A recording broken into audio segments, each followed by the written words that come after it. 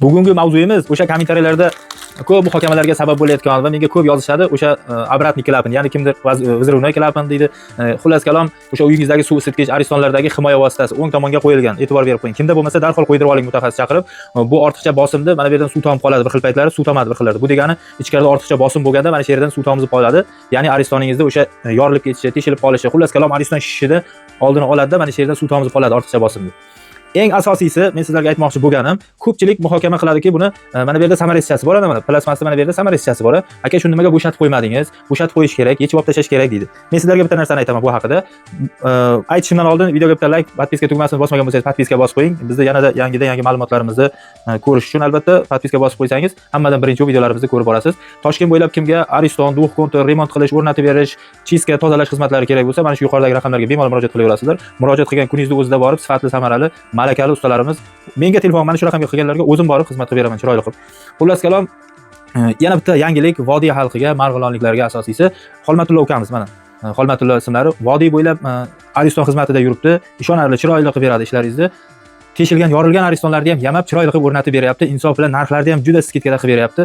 Mana shu Instagramda telefon raqamlari bemalol murojaat qilishlaringiz mumkin. Endi asosiy masalaga o'tadigan bo'lsak, mana shu narsani samarasichasini yechib qo'yish kerak edi, olib tashlash kerak edi deb ko'pchilik yozadi. Bu hech qanday rol o'ynamaydi. Lekin mana bunday qattiq xotirgan bo'lsa, bir 2-3 rez ochib qo'yaman, sal mana buni svobodniy qilib qo'yaman. Bu rol o'ynamaydi deganimning sababi, mana bu yerda salnik bor, mana bu yerda salnik bor, bu yerda prujina turibdi, to'g'rimi? Buni ko'targaningizda o'sha prujinani tortadi, bu yerdan suv chiqadi. Lekin ichkarida bosim ko'payganda, bu qotgan turgan taqdirda ham mana bu yerdagi prujinani suradi. 6 bardan oshiqcha bosim bo'lsa, mana bu yerdagi prujinani suradi va mana bu yerdagi salnik ochiladi, natijada bu yerdan suv tomib qoladi. Har 6 oyda mana buni ko'tarib tekshirib turing deydi mutaxassislar, ustalarimiz. Nimaga? Mana bu salnik yopishib qolmabdimi? Mana bu yerga yopishib qolmaganmi? Ishlayaptimi? Bunday ko'tarib mana yerdan suv tomizib tekshirib turing deyishadi. Yopishib qolmaganmi? Ishlayaptimi? Ish beryaptimi? O'shani tekshirish uchun bo'ladi. Bunga yana bitta isboti, mana bu videoni bitta ko'ringizlar, ruslarning videosi isbotini qilib bergan, mana shuni bo'shatmaslik, bo'shatishdan rol o'ynamaslik haqida. Есть прижимной винтик. Это именно прижимной, а не регулировочный винт. Винтик блокирует флажок от случайного открытия, чтобы сами не зацепили, либо чтобы дети не открыли. В каком положении он находится, закручен или откручен, никак не влияет.